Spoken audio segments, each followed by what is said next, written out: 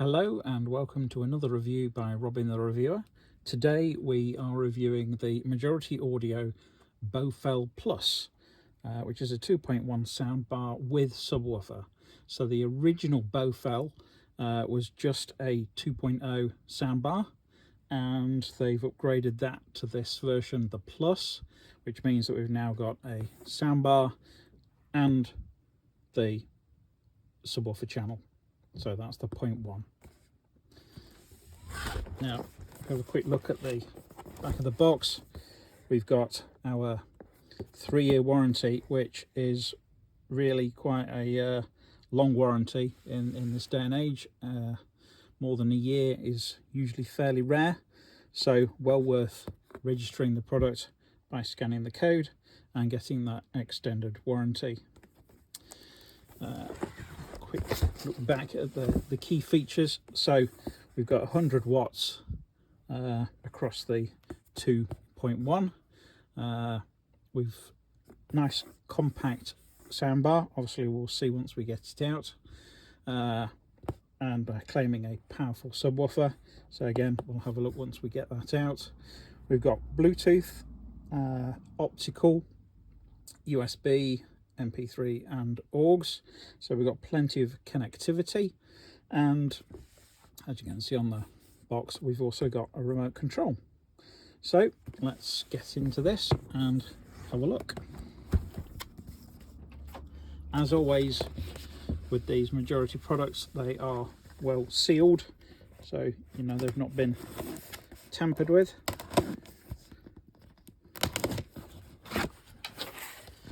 And let's see what we've got in the box. So again, as always with a Majority Audio product, well packaged, keep it nice and protected. So at the back here we've got a bag with batteries for the remote, it's like an RCA connection cable for line out from something. The remote is in there, and some instructions or warranty information. So I'll have a further look at that in a bit. And then we've got on the top section, we've got the soundbar. Again, we'll get everything out and then have a look at each piece in detail. In the bottom, we've got the subwoofer. Again, let's separate it from the packaging. Also got our reminder that they are Majority are digital only, and as I said in a previous video, what that means is that you're only getting English instructions in English, and if you need other languages, then you can scan the code or go to the website, and all of the other languages are available for download, rather than having a massive thick manual that covers every possible language, which is a good idea. And last but not least, in the bottom of the box we have what looks like the power supply for this unit. So let's get the packaging out the way. So let's first off have a look at the soundbar. So that's presumably where the majority of the connectivity is.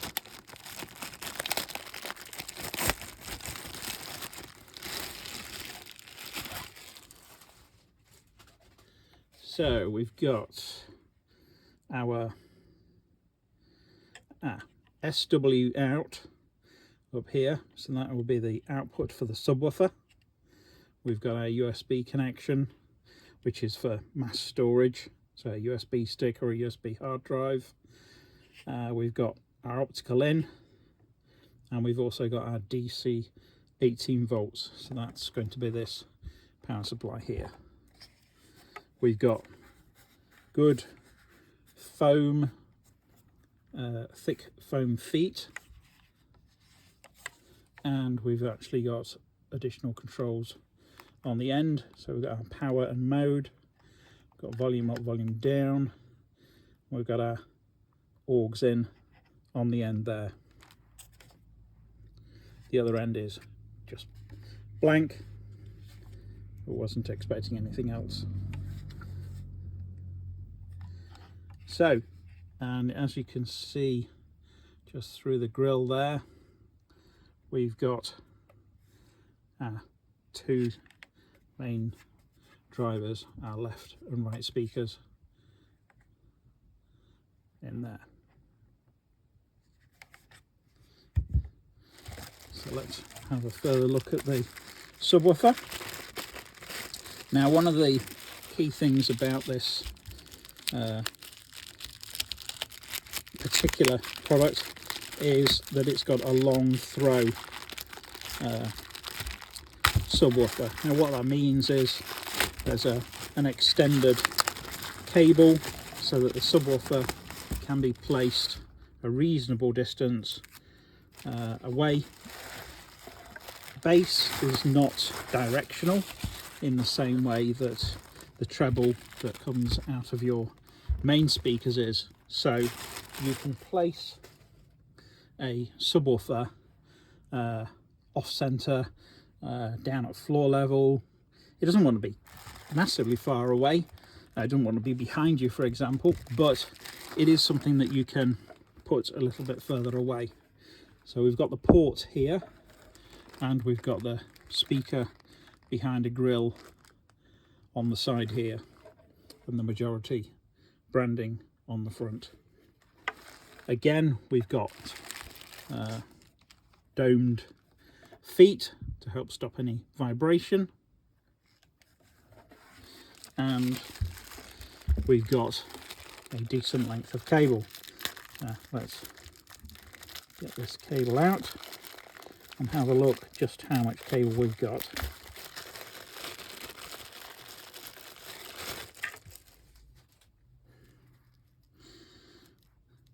So let's take the cable tie off.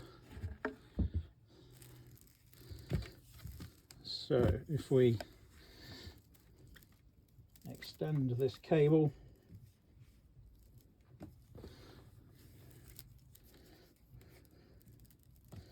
I think we're going to have here, all told,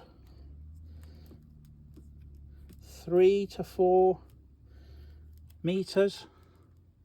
I've got it done into a quarter, so at least 8 foot.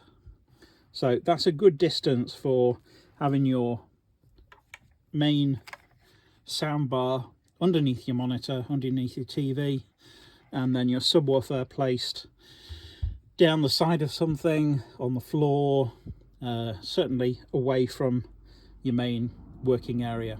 And there's plenty of cable there to be able to do that with.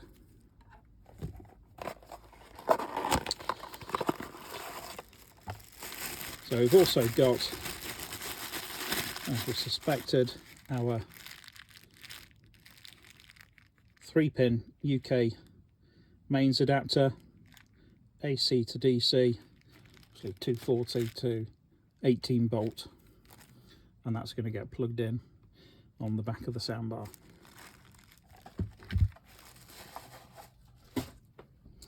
Now let's finally have a look at the extra items that we've got in the bag.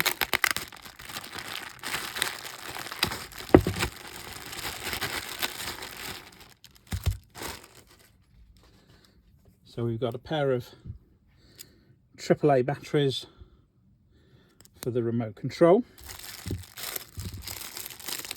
Here is the remote control.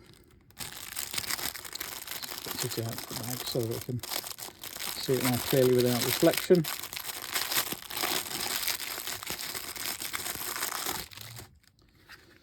So we've got power, we've got mute, we've got our mode, got a dedicated pairing button for the Bluetooth, volume up and down, play, pause, forward, backward.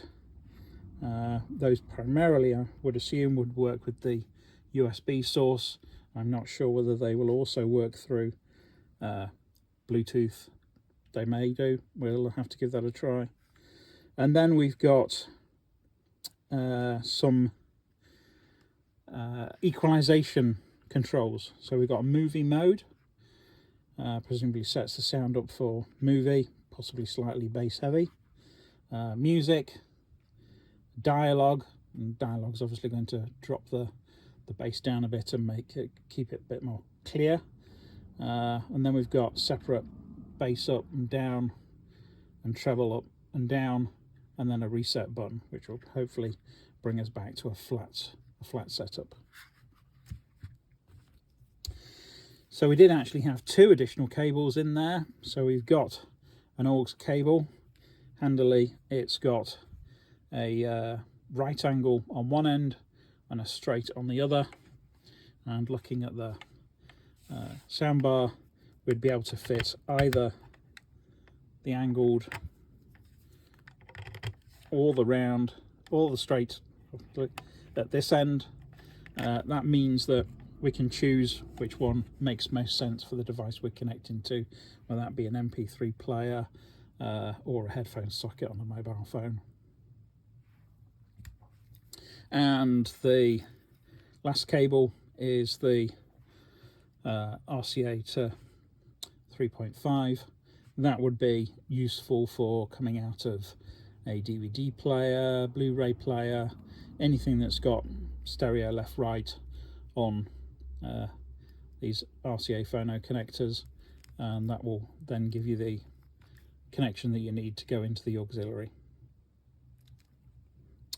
In addition to that, we've got our UK English instruction guide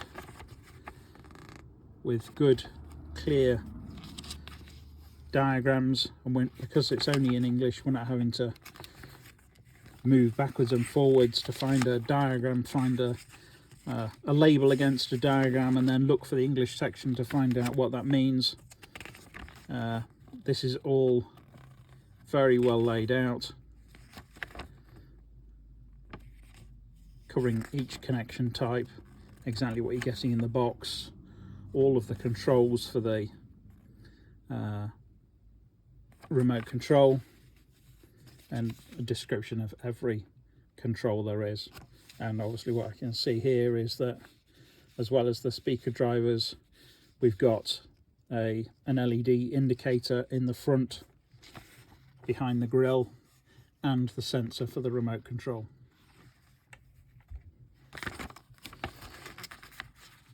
Right, I think without further ado, I shall get this connected up, and let's have a listen and try and see how easy it is to pair it and get some music playing from it.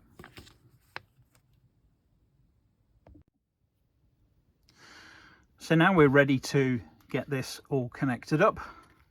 So first off, we're going to get the batteries in the remote control.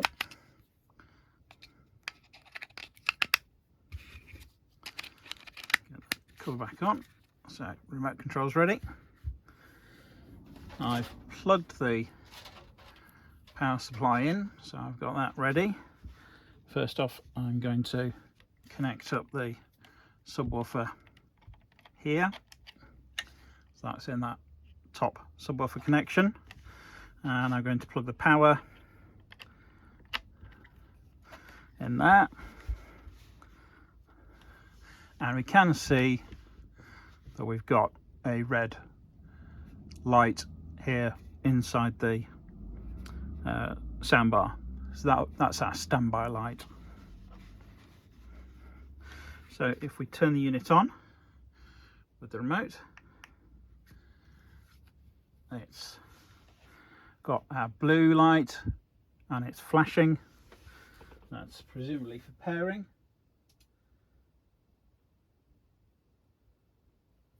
So I'm just searching for a device, and I can see Majority Blowfell Plus is already turned up. So we'll connect to that device. So now we are paired. Our blue light has gone solid, and I can now start up Spotify and pick a track to play.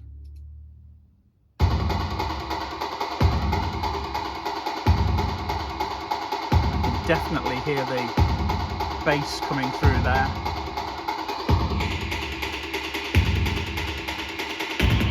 And the stereo separation is good. There's no vibration, even on the case. The unit is very solid. It's quite heavy actually, which is good. That means it's robust.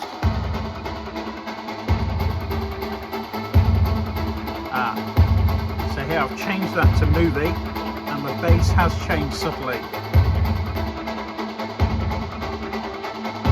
Yeah, it's changed again on music,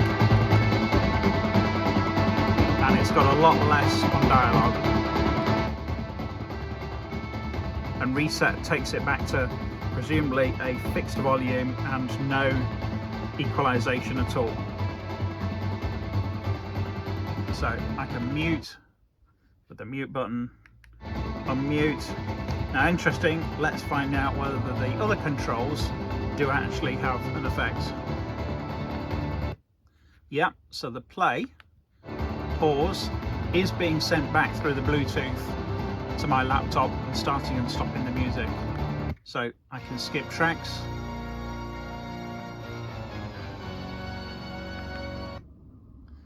Which is brilliant. I only need the remote once I've started a playlist or an album.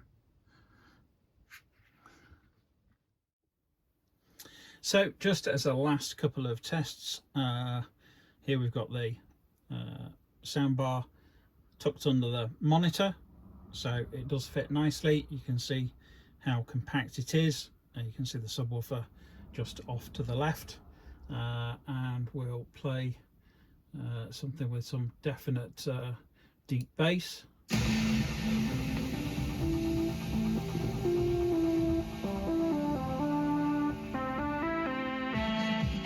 that has got some real funk to it, and if I put my hand in front of the port on the subwoofer, I can feel the air blowing out of that, so we know we've definitely got some decent bass. And the treble is great as well. There's the separation on the soundbar is exactly what I would expect. And so for the final test, we're just going to check the latency on the Bluetooth.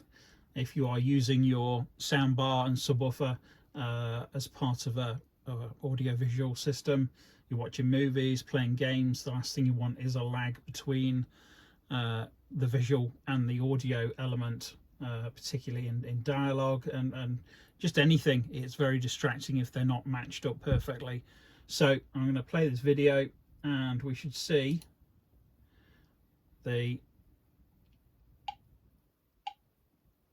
ball hits the white bar at the bottom, and there's a click.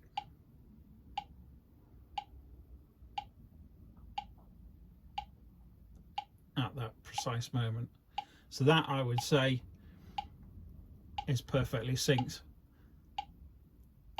There's no lag there at all.